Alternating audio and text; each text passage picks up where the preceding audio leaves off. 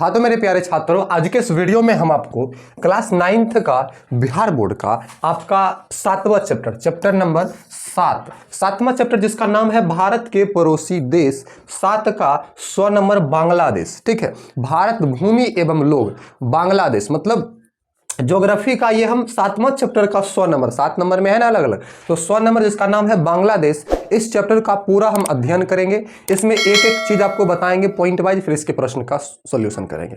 आप अंत तक जुड़े रहें और इससे संबंधित सारा वीडियोस देखने के लिए प्लेलिस्ट जरूर चेक करें। तो चलिए शुरू करें। ध्यान दीजिएगा, हमारा प्रश्न है बांग्लादेश का पूर्व का क्या नाम था, बांग्लादेश का पहले क्या नाम था। तो बांग्लादेश का पहले नाम पूर्वी पाकिस्तान, पूर्वी बंगाल या पाकिस्तान या मुजीबनगर क्या था।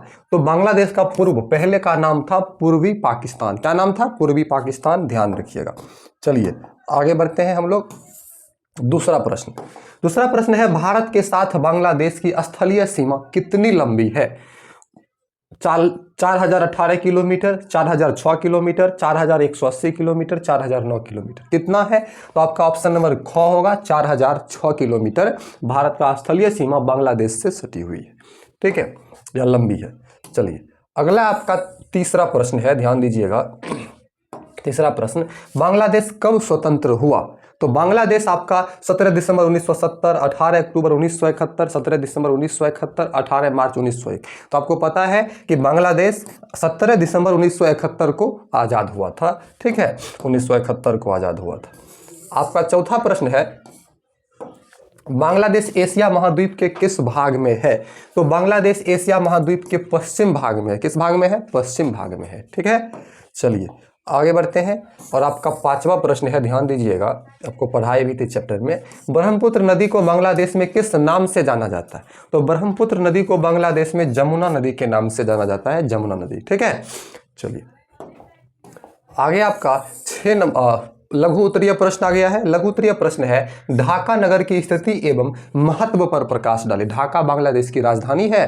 ठीक है, तो इसकी स्थिति और महत्व पर प्रकाश डाले। देखिए ढाका नगर बांग्लादेश की राजधानी है। ठीक है, इस नगर से सभी महत्वपूर्ण नदियां होकर गुजरती है। बांग्लादेश से जितना भी महत्वपूर्ण नगर है और नदियां हैं वो ढाका से होकर गुजरती है, जिसकी वजह से यह नगर महत्वपूर्ण है।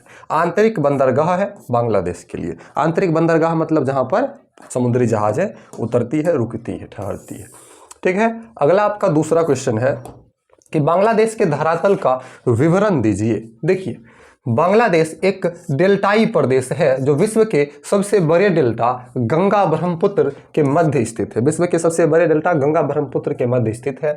इस मैदान के अधिकतर भाग की ऊंचाई समुद्र तल से 25 मीटर से भी कम है। यहाँ के मैदान प्रतिवर्ष नदियों द्वारा लाई मिट्टियों से बने होने के कारण काफी उर्वर है, क्योंकि यहाँ की मैदान प्रतिवर्ष मिट्टी नदी के द्वारा जो मिट्टी लाया गया उससे खूब उर्वर है, उपजाऊ है।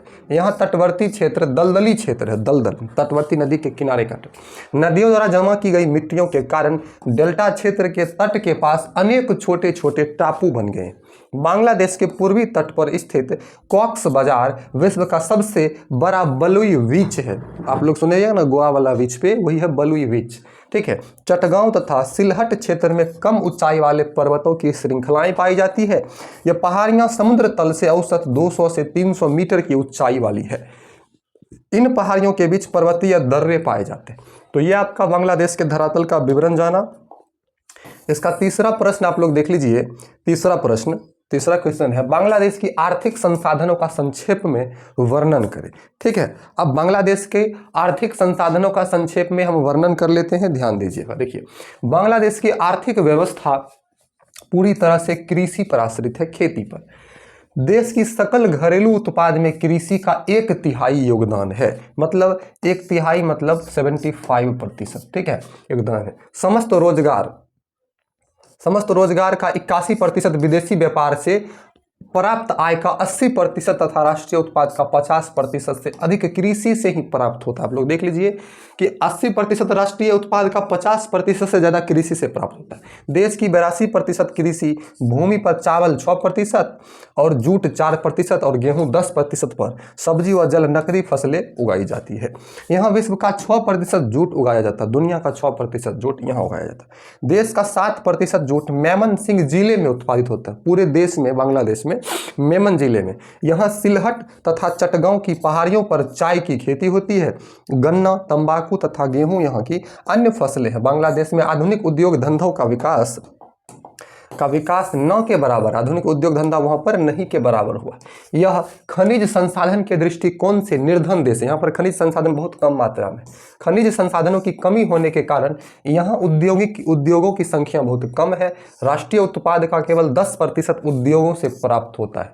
यहाँ जूट, सूती वस्त्र, कागज, चीनी और मछली उद्योग विकसित है। संसार का 50% जूट और जूट से बने सामान का निर्यात यहीं से होता है।